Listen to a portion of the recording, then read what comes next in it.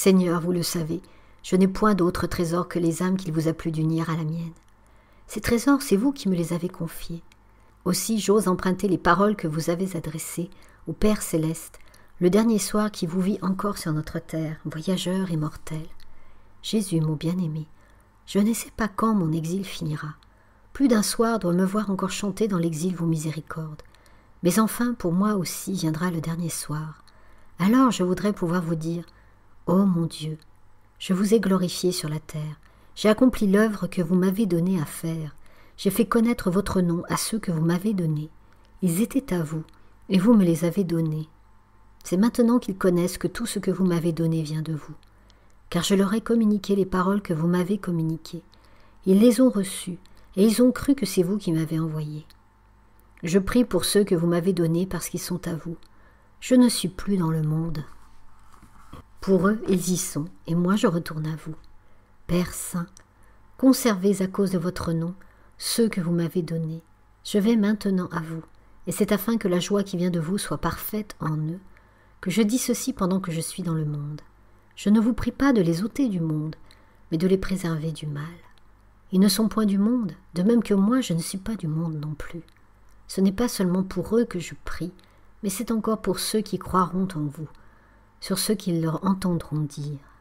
Mon Père, je souhaite qu'où je serai, ceux que vous m'avez donnés y soient aussi avec moi, et que le monde connaisse que vous les avez aimés, comme vous m'avez aimé moi-même.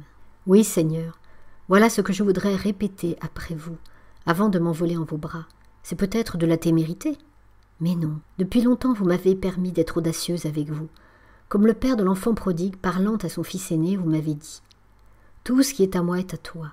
Vos paroles, ô Jésus, sont donc à moi, et je puis m'en servir pour attirer sur les âmes qui me sont unies les faveurs du Père céleste. Mais Seigneur, lorsque je dis qu'où je serai, je désire que ceux qui m'ont été donnés soient aussi. Je ne prétends pas qu'ils ne puissent arriver à une gloire bien plus élevée que celle qu'il vous plaira de me donner. Je veux demander simplement qu'un jour, nous soyons tous réunis dans votre beau ciel. Vous le savez, ô mon Dieu, je n'ai jamais désiré que vous aimiez, je n'ambitionne pas d'autre gloire. Votre amour m'a prévenu dès son enfance.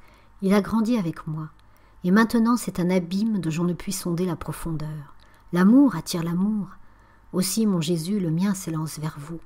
Il voudrait combler l'abîme qui l'attire, mais hélas, ce n'est pas même une goutte de rosée perdue dans l'océan. Pour vous aimer comme vous m'aimez, il me faut emprunter votre propre amour. Alors seulement je trouve le repos. Ô mon Jésus, c'est peut-être une illusion, mais il me semble que vous ne pouvez combler une âme de plus d'amour que vous n'en avez comblé la mienne. C'est pour cela que j'ose vous demander d'aimer ceux que vous m'avez donnés, comme vous m'avez aimé moi-même. Un jour au ciel, si je découvre que vous les aimez plus que moi, je m'en réjouirai, reconnaissant dès maintenant que ces âmes méritent votre amour bien plus que la mienne.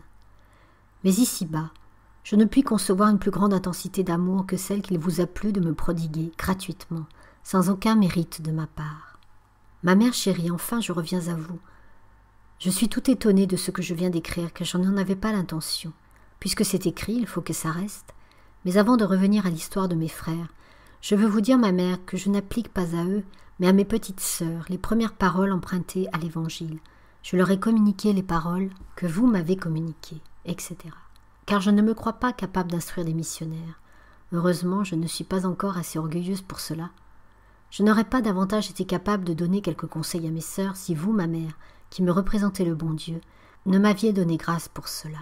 C'est au contraire à vos chers fils spirituels qui sont mes frères que je pensais en écrivant ces paroles de Jésus et celles qui les suivent. Je ne vous prie pas de les ôter du monde. Je vous prie encore pour ceux qui croiront en vous, sur ce qu'ils leur entendront dire.